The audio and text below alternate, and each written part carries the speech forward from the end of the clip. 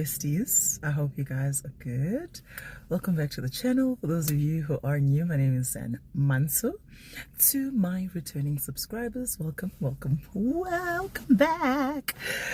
Guys, I woke up this morning, went to the office because it was our launch day. I also then decided, Uguti, let me travel via train today, how train, instead of driving to the office, right? Because I had to be at the office at 8 o'clock and I had to end the day at 5 o'clock. So if that's the scenario, then I choose rather to how train than to drive my car, right? Because when I checked the traffic, it was like 1 hour and a half and I was not having that. But I'm sitting here and I'm asking myself all these questions. I'm like, when you're raised by a single parent, a hardworking single parent, right? When you've seen their struggles, when you've seen how hard it was to just put food on the table, it builds you differently. And I think with me, because I went through all the struggles with my mom, unlike my sisters, I was the one child that she carried with her, when she was selling food as a street vendor, when she was selling fed cakes, when she was a security guard. Like, she's been through all those kinds of jobs, and I was innocently there, always watching this woman. She made our pillows from scratch that we would have in the house. Everybody had a specially made pillow for them. And I just watched that woman grind every day, work hard. I don't remember hearing her or seeing her say, I can't do it today, I'm tired or whatever.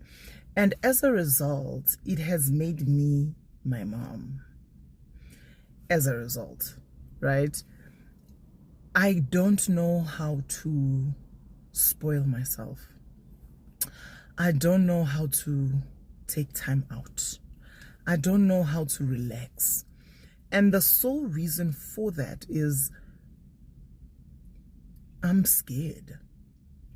I'm scared of ever being where she was in life, where you could see that this woman is working so hard. She is working hard, but we're still poor. We're still struggling, And as a result, the moment I was able to get busy and start working, my hands just couldn't stop. And I'm saying this because it's only the 17th of September. It's nowhere near December right now. And I can feel that I'm tired, but I'm not exhausted. Please don't get me twisted. Don't get me wrong. I'm not exhausted because I do take time out when necessary at work and so forth. But I don't know how to spoil myself.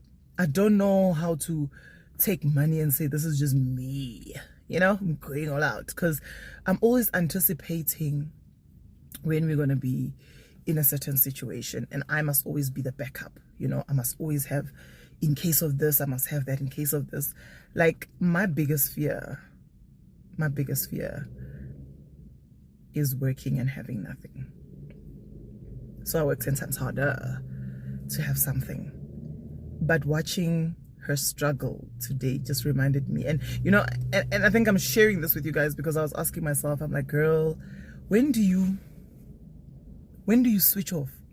When do you take time out for yourself? I don't know. And I think this working like a hamster thing non-stop has to get to a point where I see the full fruits of it. I see the fruits, you hear compliments at work, you hear this about yourself, you hear that about your work, but it's almost as though there's this imposter syndrome in you that chooses not to believe all the things that you hear, and you just continue grinding and grinding and grinding. It's crazy. I wish I can reward myself with things, like reward yourself with a this or a that. But barely, guys. But yeah, if you ever wondered why and how I do it all, it's because I watched a woman wake up at 2 a.m. every day to make sure that the dough for the fat cakes, those who are South African will know, magwinya is ready. And she would leave the house at about 5 in the morning or 4:30 in the morning to make sure that when the first taxi drivers get to the taxi rank, they've got food ready, you know. And she'd start at 4 a.m. making fat cakes for them. And then she'd make breakfast that would be readily available that they would have. But you know, most taxi drivers eat magwinya. Then she'd cook pap and meat for them and they'd eat that. And when I knocked off from school, I would walk to where she was, which was a couple of streets away. And that would be my lunch. And sometimes if I didn't go to the rank, we'd have some of whatever she cooked there as dinner. And when she got home, we then would go out with her to go and get stock, you know, to sell for the next day. But it was such a hand-to-mouth scenario where every day we were stocking from that money, buying stock, etc., that I was getting life lessons through watching her, you know, that I never want to live a hand-to-mouth life. I never want to find myself in a situation where I wake up at 2 a.m. in the morning, I'm grinding my ass off, or grinding myself to death, only for me to have enough to purchase groceries for the next day. And next day as in groceries to prepare for those guys, and maybe something to eat for my family today. You know what I mean? It teaches you resilience as a person. It teaches you to be strong as a person. It teaches you that life doesn't give you handouts. You have to work super hard, you know. Like I said, I watched her work and I'm like, okay, I'm going to work harder, but maybe also smarter, you know. What things did I learn from her? She lived hand to mouth. To me, that meant you're not pricing your food correctly, you know. You need to price your food to a certain extent that you've got enough to put aside, you know. And I started being a saver then. You know, I'd save my 10 rands that she would give me for lunch, and I'd put them aside because at the end of the day, I could see the struggles that she was going through, and I wanted to alleviate those struggles for her by trying to save up my own money that sometimes you'd come and also borrow to pay for electricity at home. So I come from a very different environment, and I never ever take that for granted at all.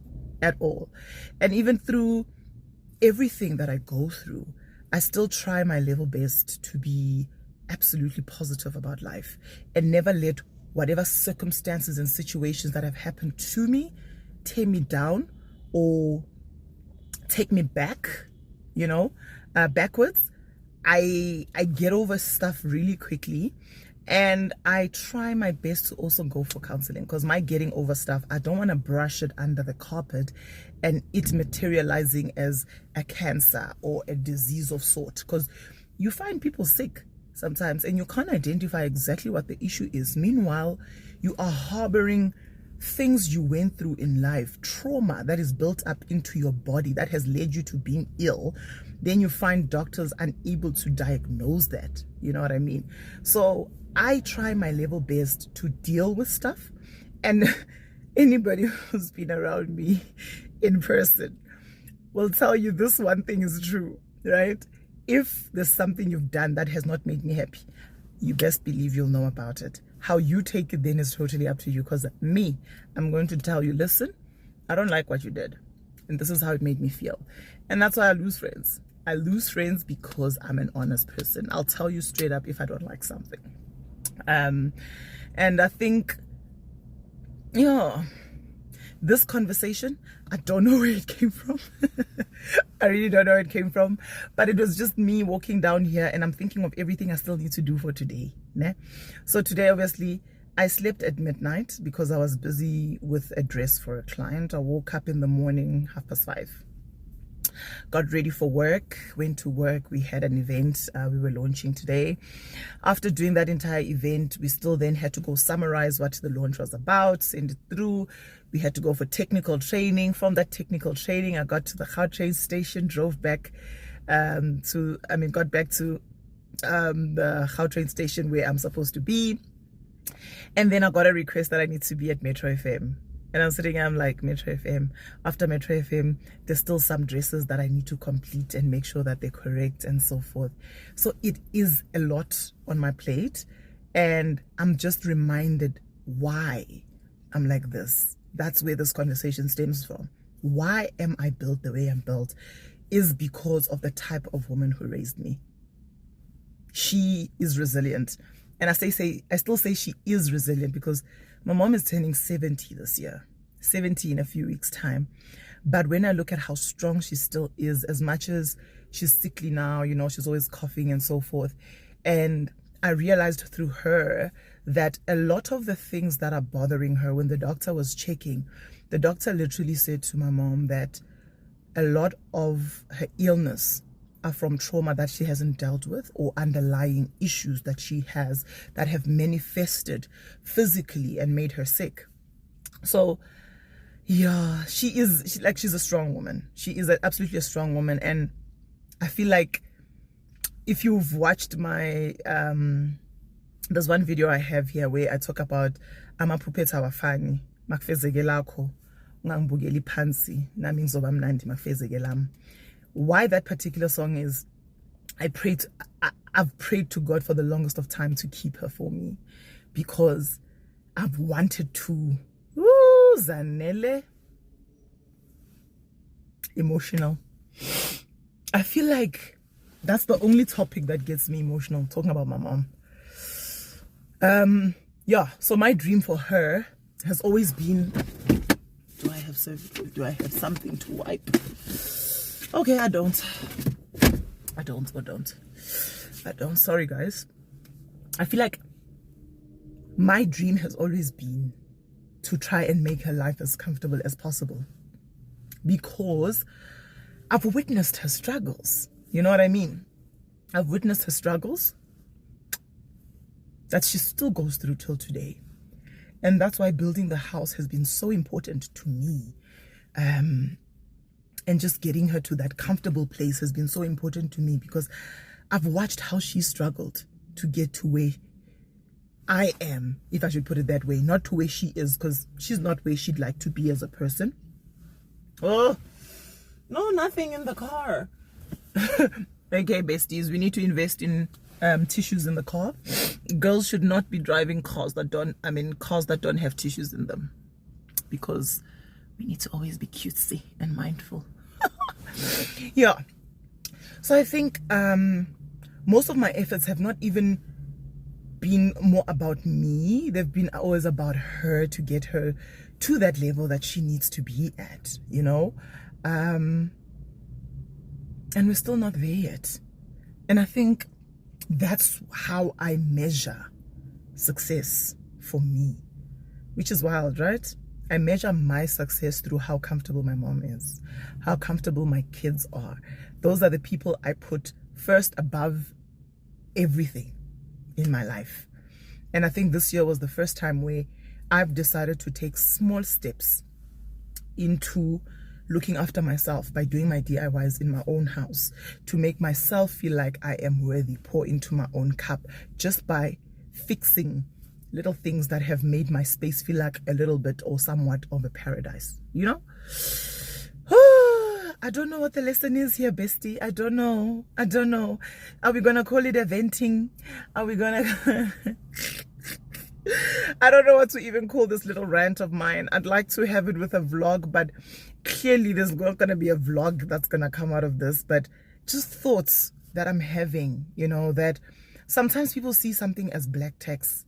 Meanwhile, it's not even about the black text. It's about us trying to fix or break generational curses, us trying to make sure that the next generation, our children, don't need to start where we are starting, where we need to lift our parents first before elevating ourselves and then moving forward. You know what I mean?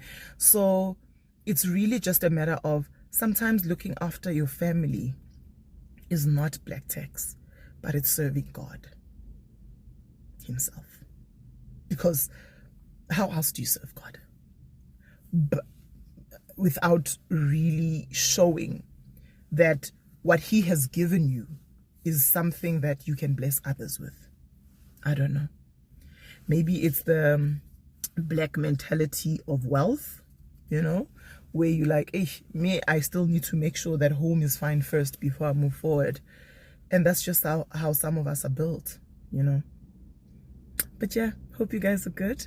Just sharing a thought here. The next video will probably be a house to home series. It's not a DIY though. Getting some professionals to help me with something because yeah, I'm very busy at the moment. Love you guys. Thank you for listening to this rant. Do share your thoughts. I don't know. I'm just sharing my thoughts here. It's like an open diary. You guys share your thoughts and tell me what you think of this video. Love you, besties. Don't forget to watch those ads. That was the first thing I was supposed to say. Here I am saying it at the end. Love you, besties.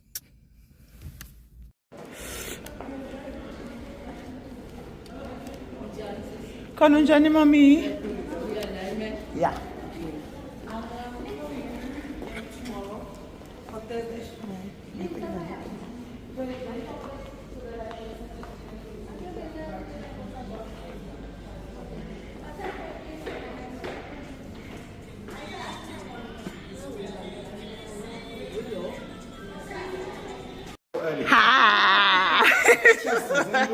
You look like a sea. And I think when are you thinking we're talking about a secret lover? Isn't it the same? Not necessarily, but could be. And that's the tricky part about it, right? A secret relationship is when we meet, we start dating, and we're like, yeah, but don't tell people about it. Various reasons. Could be that you were married to my friend and we don't want anybody to know that we're now in a relationship. Could be that maybe we are not in a heterosexual relationship, we're in a homosexual relationship, and we don't want people to know that we're actually, you know, in that type of relationship, or I am bi, whatever the story may be. But we just want to keep that relationship on the down low, and we don't want people to know. There's probably be the other reason why your relationship is a secret, right? Because you always have to question, why must you be a secret? There's always some sort of an underlying reason that forces you to be hidden and in the dark in terms of your relationship.